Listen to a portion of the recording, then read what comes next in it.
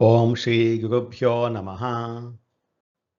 ఓం శ్రీకృష్ణాయ పరమాత్మనే నమః.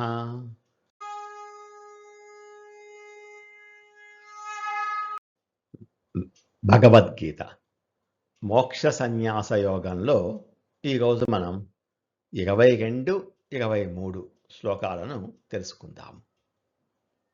ఇంతకు ముందు శ్లోకంలో ఏకత్వాన్ని చూసే సాత్విక జ్ఞానము, తేడాలను చూసే రాజసిక జ్ఞానము గురించి తెలుసుకున్నాం కదా. ఈ 22వ శ్లోకంలో ఏమాత్రం లాజిక్ లేకుండా ఏదో ఒక చిన్న విషయాన్ని పట్టుకొని అదే సర్వస్వం అని గుడ్డిగా నమ్మేటటువంటి అత్యంత హీనమైన తామసిక జ్ఞానం అంటే ఏమిటో స్వామి వివరిస్తున్నారు. 22వ శ్లోకం. యత్ కృష్ణవదే కస్మిన్ కార్యే సక్తమహైతుకం అతత్వార్థవదల్పంచ తత్తామసముదాహృతం.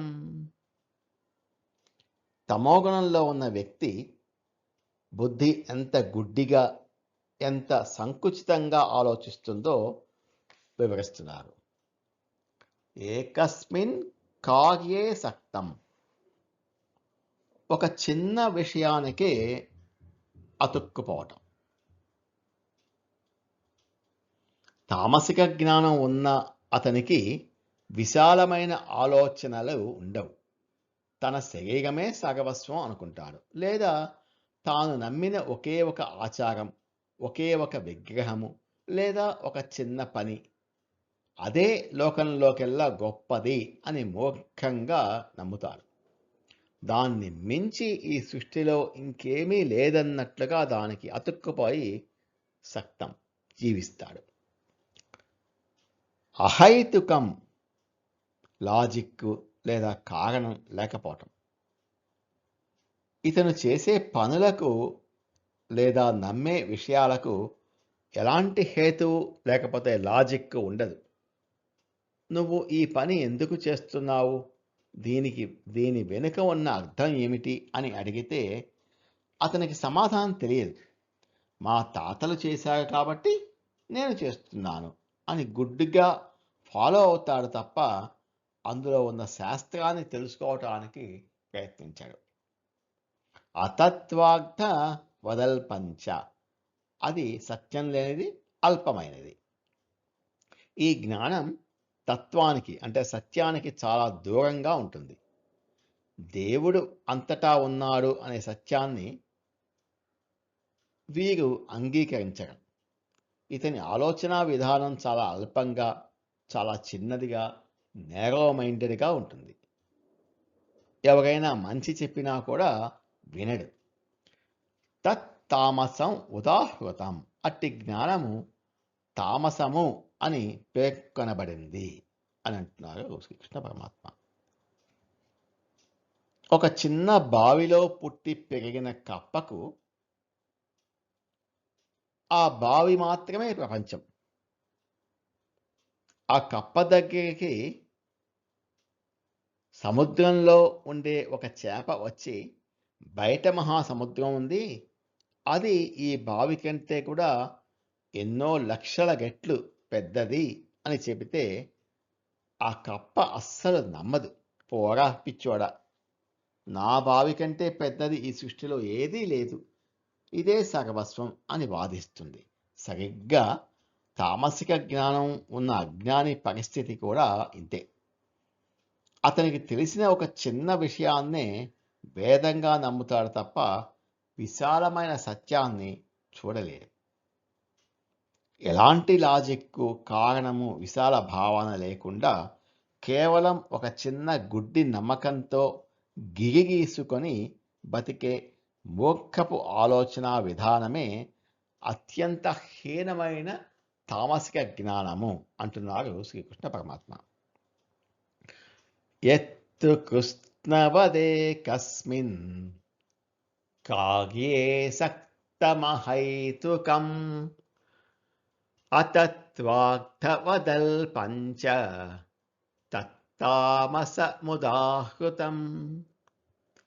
ఏ జ్ఞానమైతే కేవలం ఒకే ఒక చిన్న పనిని లేదా విషయాన్ని మాత్రమే సర్వస్వంగా పూర్ణమైనదిగా భావించి దానికి అతుక్కుపోతుందో, ఏమాత్రం లాజిక్కు కారణం లేకుండా సత్యానికి దూరంగా చాలా అల్పంగా సంకుచితంగా ఉంటుందో, ఆ మూర్ఖపు జ్ఞానాన్ని తామసిక జ్ఞానము అంటే తమోగుణంతో కూడిన జ్ఞానము అని అంటున్నారు శ్రీకృష్ణ పరమాత్మ. 23వ శ్లోకం.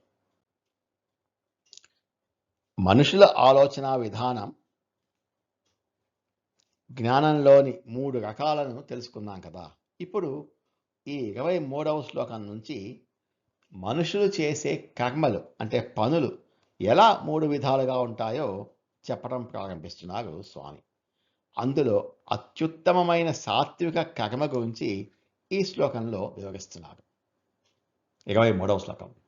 నియతం సంగరహితం అరాగద్వేషతకృతం అఫలప్రేప్సునా కర్మ యత్తత్ సాత్వికముచ్యతే.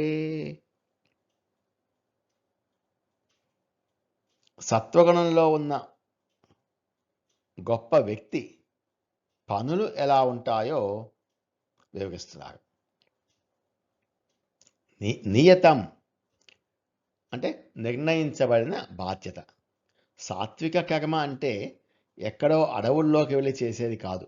ఒక మనిషిగా తన వయసుకు తన వృత్తికి ఏది అవసరమో అంటే శాస్త్రం ఏది చెప్పిందో ఆ పనిని ఒక బాధ్యతగా చేయటం. ఒక తండ్రిగా కుటుంబాన్ని పోషించడము లేదా ఒక ఉద్యోగిగా తన డ్యూటీ సిన్సియర్గా చేయటం. సంగరహితం అటాచ్మెంట్ లేకపోవటం. ఆ పని చేస్తున్నప్పుడు ఇది నేనే చేస్తున్నాను, నా వల్లే జరుగుతోంది అనే అహంకారం కానీ ఆ పని పట్ల విపరీతమైన వ్యామోహం కానీ లేకుండా ప్రశాంతంగా చేయటం. అరాగద్వేషతకృతం రాగద్వేషాలు లేకపోవటం. పని సులభంగా లాభదాయకంగా ఉంటే అతిగా ఇష్టపడటం, ఒకవేళ కష్టంగా ఇబ్బందిగా ఉంటే విసుక్కోవటం లేదా ద్వేషించడం చేయకుండా పని కష్టమైన సులభమైన ఒకే సమదృష్టితో స్వీకరించి పూర్తి చేయటం. అఫల ప్రేప్సున కర్మ ఫలితాన్ని ఆశించకపోవటం. ఈ పని చేయటం వల్ల నాకు రేపు పేరు వస్తుందా, నా స్వార్థం నెరవేరుతుందా, పుణ్యం వస్తుందా అనే ఎలాంటి వ్యక్తిగత లాభాన్ని ఆశించకుండా కేవలం ఇది నా ధర్మము అని మనస్ఫూర్తిగా చేయటం. కర్మ యత్తత్ సాత్వికం ఉచ్యతే. ఆ కర్మను సాత్విక కర్మ అని చెప్పబడును. మనకు రోజు కనిపించే సూర్యుడు రోజు ఉదయాన్నే ఉదయించి ఈ లోకానికి వెలుగును వేడిని ఇస్తాడు. అది ఆయన విధి, నియత కర్మ. దాని వెనక నేనే వెలుగు ఇస్తున్నాను అనే అహంకారం ఆయనకు లేదు. అలాగే ఆయనకు ఎవరి మీద రాగద్వేషాలు లేవు. అంటే తనకు పూజ చేసేవాడికి, తనను తిట్టేవాడికి అందరికీ సమానంగా వెలుగుని ఇస్తాడు. చివరగా ఆ వెలుగు ఇచ్చినందుకు భూమి మీద వాళ్ళు తనకు తిరిగి ఏమైనా ఇస్తారని ఆయన ఆశించడు. అఫలప్రేప్సున. సరిగ్గా సాత్విక కర్మ చేసే అతను కూడా సూర్యుడిలాగే ప్రశాంతంగా తన డ్యూటీ చేసుకుంటూ వెళ్ళిపోతాడు. ఎవరైతే తమ రోజువారీ కర్మలను ఇలా నిస్వార్థంగా చేస్తారో వారి వాయిస్ ఓవర్ ఎంత స్వచ్ఛంగా రికార్డ్ అవుతుందో వారి పనులు కూడా అంతో స్వచ్ఛంగా భగవంతునికి చేరుతాయి. నియతం సంగరహితం అరాగద్వేషతకృతం అఫలప్రేప్సునా కర్మ యత్తత్ తత్ సాత్వికముచ్యతే. శాస్త్రాల ద్వారా నిర్ణయించబడిన బాధ్యతను, నియత కర్మను ఎలాంటి అటాచ్మెంట్ లేకుండా, రాగద్వేషాలు, అతి ప్రేమ అతి ద్వేషం లేకుండా, మరియు భవిష్యత్తులో ఎలాంటి కర్మఫలాన్ని ఆశించకుండా చేసే ఉత్తమమైన పనిని సాత్విక కర్మ అని అంటున్నారు శ్రీకృష్ణ పరమాత్మ. ఓం తత్సత్. నమో భగవతే వాసుదేవాయ. ఏతత్ ఫలం శ్రీకృష్ణార్పణమస్తు. స్వస్తి.